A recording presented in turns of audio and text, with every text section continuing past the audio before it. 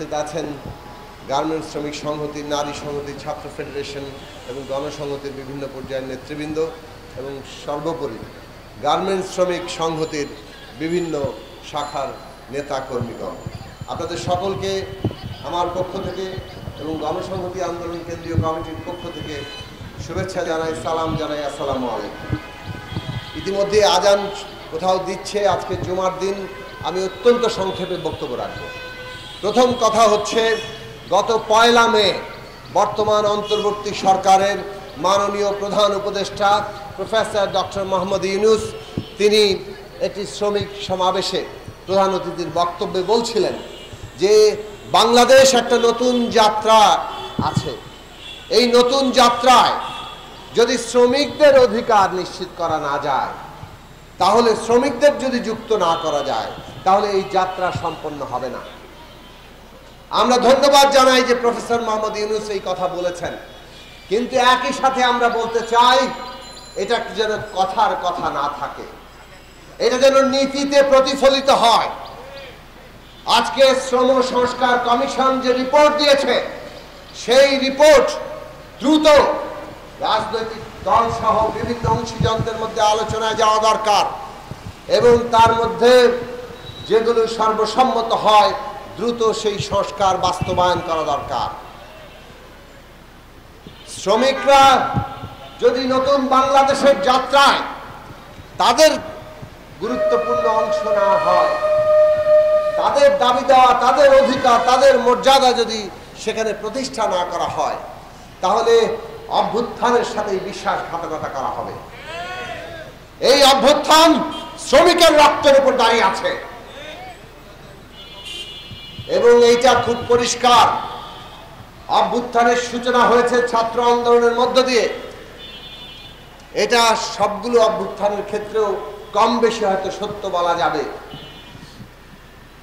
কিন্তু এই অভ্যুত্থান দ্রুতই আমাদের দেশের শ্রমিক, কৃষক, শ্রমজীবী, মেহনতি মানুষের অংশগ্রহণের মধ্য দিয়ে একটা জনতার উত্থানে পরিণত হয়েছে। অকাতরে প্রাণ দিয়েছে শ্রমিক এবং শ্রমজীবীরা। সংখ্যার দিকে যদি তাকান, সবচেয়ে বেশি প্রাণ দিয়েছেন শ্রমিক এবং শ্রমজীবী মানুষ। তাদের অধিকার কোথায়? খোদ সরকারি অফিসে বৈষম্যের নীতি আমরা দেখেছি। ওখানে আউটসোর্সিং কর্মচারী নেওয়া হচ্ছে। 3য় 4র্থ শ্রেণীর পদে এখন আর কোনো কর্মচারী নেওয়া হয় না, আউটসোর্সিং করা হয়।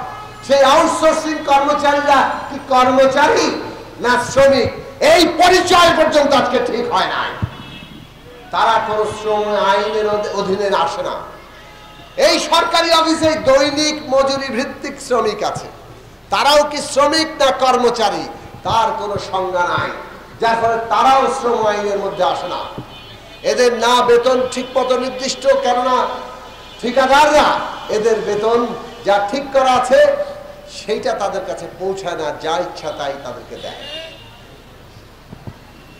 সবচেয়ে বড় কথা হচ্ছে কোনো ভাতা নাই, কিছু নাই, রাত দিন যত ঘন্টা কাজ করা, কোনো বোনাসের কোনো ব্যবস্থা নাই। মাতৃত্বকালীন ছুটিটাও পর্যন্ত ছিল না। গত 8 মাস আন্দোলন করে নতুন নীতিমালা এসছে, অন্তত তারা আমলে নিয়েছেন, তার জন্য ধন্যবাদ জানাই। কিন্তু সেখানে মাতৃত্বকালীন ছুটি 45 দিনের। একই অফিসে থেকে কর্মকর্তারা 6 মাসের মাতৃত্বকালীন ছুটি পাবেন, আর আউটসোর্সিং কর্মচারী 45 দিনের পাবেন। দৈনিক মজুরি ভিত্তিকের জন্য কোনো ব্যবস্থাই নাই। সরকার কি এই বৈষম্য করতে পারে? তাহলে প্রফেসর ডক্টর মোহাম্মদ ইউনূস, আপনার কাছে পরিষ্কার করে বলি, আপনার যে বক্তব্য সেই বক্তব্য অনুযায়ী নীতি তৈরি হচ্ছে না। আপনি এই সব বিষয়ের দিকে আরো তীক্ষ্ণ নজর দেন। জনগণের যে অধিকারের প্রশ্ন, এটা দংখরাতের প্রশ্ন না, রাষ্ট্রের নাগরিক হিসাবে এটা অধিকার আর মর্যাদার প্রশ্ন। কাজে সরকারি অফিসেই যদি সেই অধিকার আর মর্যাদা লঙ্ঘিত হয়, প্রাইভেট সেক্টরে অন্যত্র কি হবে সেটা তো সহজেই অনুমেয়। আমরা পরিষ্কার করে বলতে চাই, বাংলাদেশের শ্রমিকদের জীবনে তাদের নিরাপদ কর্ম পরিবেশ, তাদের বাঁচার মতো, সম্মানজনকভাবে বাঁচার মতো মজুরি, ছুটি, মাতৃত্বকালীন ছুটি এবং তাদের ট্রেড ইউনিয়ন অধিকার, এই সব কিছু নিশ্চিত করতে হবে। শ্রম সংস্কার কমিশন যে সুপারিশ দিয়েছে তার ভিত্তিতে নতুন করে গণতান্ত্রিক শ্রম আইন করতে হবে।